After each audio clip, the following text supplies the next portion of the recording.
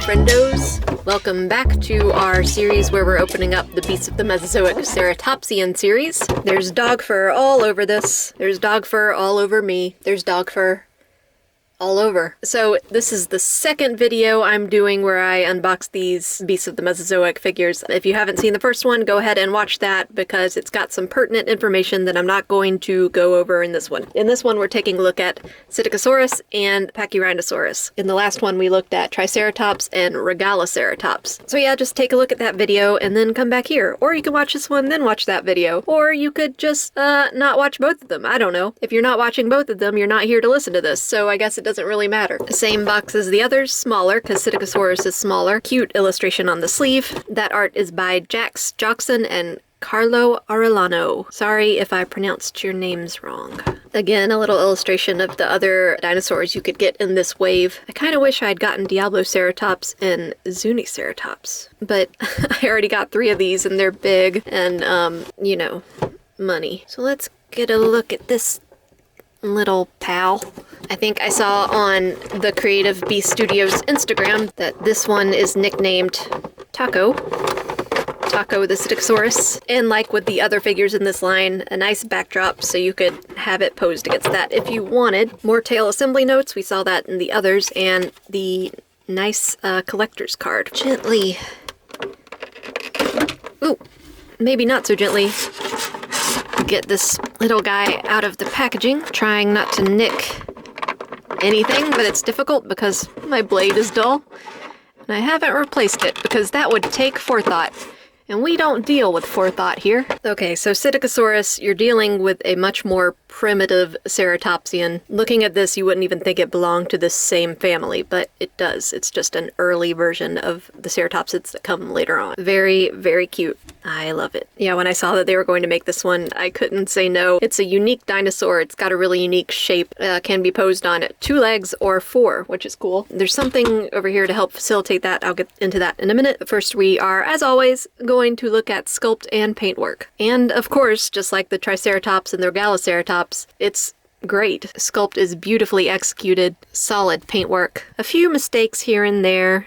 It's not really a big deal. I mean, the point of these is that they are supposed to resemble real animals, and no real animal is pristine, especially not if it's living out in the wild, getting attacked by carnivores and having to forage for food and survive. So if you end up with a slight imperfection, just make that part of your dinosaur's story. There's been some talk about whether or not other more developed ceratopsians had quills on their tails, but we know for a fact that Psittacosaurus did. They're a little bit translucent. There's some translucent plastic in between them to kind of give the illusion that they're all separate pieces, but then it's really one piece. So there aren't a bunch of different spikes that can get pulled out or bent or whatever. Detailed scale work wraps all the way around the figure, even on the feet. Especially love these hands. Look at those little nub hands. So cute. You've got some scoots heading down the toes. And the face, which is just great. Psittacosaurus means parrot lizard. When you look at something like this, you can really see why. It definitely does look like a parrot face. A little peek into the mouth. There's some tiny teeth sculpted in there. A little bitty shiny tongue. Tiny nostrils here up at the front of the skull. Yeah, I knew I would love this one, and I already do. Now, articulation for this thing, it's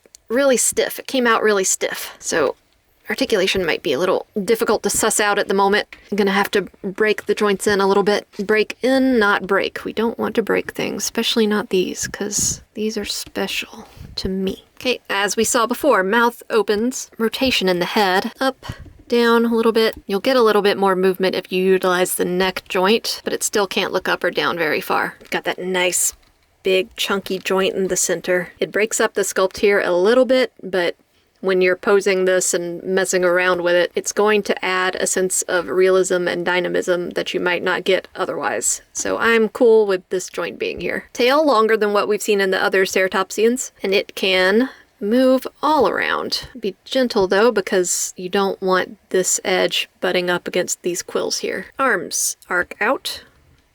In a little bit, maybe. Got a hinge at the elbow here. It's mainly on a swivel. I wouldn't want to hinge it too much. It feels like it doesn't really want to go. If you look here, we have a tiny wrist attachment that swivels, and then an even tinier toe attachment. And this is for when it's going to be flat on the ground, or when it's going to be upright on 2 legs. Leg out. up. No sideways movement, that's okay. It can go in a little bit. These are the joints that were sticking pretty hard. I feel like I would want more movement in the knee, but you know, beggars can't be choosers. Swivel in the ankle here, then a secondary swivel at the foot, and it will go up and down a little bit. So if you want to display Psittacosaurus walking on all fours, you gotta do a little bit of work. Bend out his knees a little bit, then flatten these paws on the ground. And it looks pretty good. We also have this extra stand that was included. And that's nice. That's really nice because Cydicosaurus is a little too top heavy to stand up on its own bipedally. So we've just got this simple little base. It's reminiscent of the Raptor series bases. And then just a little transparent rod we can stick it on. Now he's standing upright. I love this. I really do. I really can't remember the last time I opened up a toy and was this happy. Worth the wait. So like with the others, here it is compared to the beasts of the Mesozoic Velociraptor. Now the Psittacosaurus is actually 1/6 scale, while the other ones we looked at in the other video are 1/18 scale. So Psittacosaurus fits right in with the Velociraptor and the other raptors in the beasts of the Mesozoic raptor line. So in life, these would have been about the same size. I'm gonna make these two fight. And last, but certainly not least, Pachyrhinosaurus. Another illustration on the sleeve by Raul Ramos. Credits. It's so big that it doesn't even want to really fit in my space. And so just like we saw with the Regaloceratops packaging, we've got an entire list of species that we could have chosen from. That's how you talk words, I think. And these were all so tempting, especially the Citrosaurus because I like that color scheme. And this one because it's got a crazy nose. But I went with Pachyranosaurus, a dinosaur near and dear to my heart. When I was working as a dinosaur sculptor, Pachyranosaurus was one of the dinosaurs that we spent a long time on, me and a whole group of people, staying up late into the night, sculpting each scale. Very nice backdrop for Pachyrhino. Kind of a mossy creek situation. Anyway, it was hard work. It was long work. It was a lot of work. But in the end, I was really proud of what we had accomplished. And during sculpting, we had given the Pachyranosaurus the unofficial name of Peggy Pachyranosaurus. So that's what I'm going to call this one. Just like with all the others, tail assembly, trading card thing. So when I saw that they were making a Pachyranosaurus, I was all over it. This one is so big that it's got both plastic ties and twisty ties. That was, without a doubt, the most difficult one to get out of the packaging and the most difficult one to attach the tail to. It just did not want to go in. So this is one of the biggest of the line, along with an adult Triceratops and one or two others. Just like with the others, the sculpting is all there. Some tiny scales and wrinkles around the eyes. A little bit of texture on the horns up top. We've got some really nice wrinkles and folds sculpted all throughout the body. Overall, just a really nice rendition of a massive, massive animal. What really sold me on the Pachyrhinosaurus was this splash of blue-green. You've got some light seafoam green down on the belly, a little bit more bluer up on the top.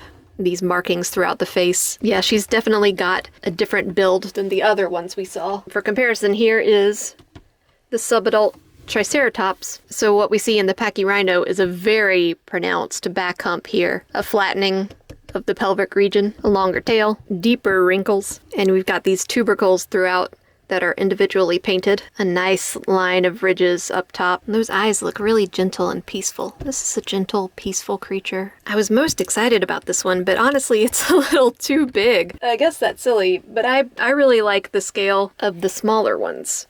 Those are perfect to me. This is just a little too big, and I think when you go this big, some of the detail and some of the paint work can suffer because there's more surface area, more things you have to pay attention to. Yeah, the paint application seems a bit stark in this one. The others, since they were smaller, you had some areas of bleeding through where the different patterns overlapped, but this one is a little stark in the paint department. Other than that, looks great. Super nice belly scoots. Got a bit of a visible seam line here, less visible on this side. That doesn't bother me. That's not a problem for me, might be for some people. When you open her mouth, you can see the cheek area here is painted a lighter yellow and a little tongue poking out. Yeah, love the paintwork on the beak and that nasal boss. You've got the 3-toed forelegs, then the 2 toes off to the side. Unlike what we saw in the Regaloceratops and Triceratops, these toes are positioned a little bit more into the foot. Let's look at articulation. I imagine it's going to be very along the lines of what we saw in the other Triceratops and Regaloceratops. Mouth opens, not much. Can close all the way though, that's nice. Pretty good range of movement in the head. Better than the other ones we saw. That's probably just part of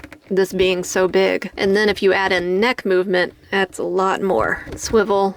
A little bit of up and down in the neck, not too much. We've got that joint in the side. Not really any back and forth in Pachyrhino, but there is some side to side. And of course the tail joint, once you get that tail on, there's a ball joint so it can go all around. For the forelegs, out, in, swivel around. A little bit of up and down on the elbow here, swivel on that, and then the same situation at the feet. For the back legs, back very far forward. These knee joints, they do not go back and forth, but they do rotate. Then you've got a little back and forth action here, a little swivel action, and some swivel on the back foot. And you can see as I was messing around with this and posing it, some pieces of paint fell off. Paint falling off isn't really a problem I've had with this line. Actually, this is the first time I've seen it. Paint just gets into the joints, and when you loosen the joints, it's gonna chip off. The paint on the figure itself, immaculate. Yeah, I don't know. It's just so big. I don't know where I'm gonna put it. I don't have space for this stuff. Anyway, yeah, I love Pachyranosaurus. I love this. Not my favorite, even though I thought that it would be. My favorite might actually be Psittacosaurus. Let's look at scale again. So once again, 1/18 scale, 1/6 scale. In life, this would have been a much, much bigger animal than this. Here's Pachyranosaurus with Anubis. Now, when you put the smaller dinosaurs in with Anubis, they seem a little too diminutive, but the Pachyrhino looks about right. I think you could put something like this in one of your displays and it would look like a dinosaur, like a big old dinosaur. So these are both 1/18 scale, and this is the subadult Triceratops with the full-grown Pachyranosaurus. So this would be just a teenager or whatever. So that's about it for me today. Yeah, I don't really have anything negative to say about these toys. The only thing I would say is that the Pachyranosaurus could use a little bit more dry brushing in places, a little bit more detail with the paint, and that's something that I can do myself. Super happy with these. Waited a long time to get them. Totally worth it. Just from a reference standpoint alone,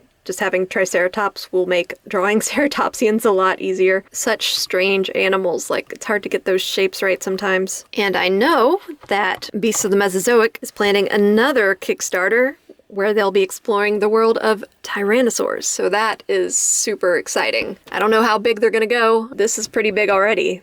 They might go big. And it'll be really fun to see a lot of the lesser known tyrannosaurs. I'm looking forward to that. I will definitely be backing that Kickstarter whenever it comes out. So that's all for this one, and I'll see you guys next time.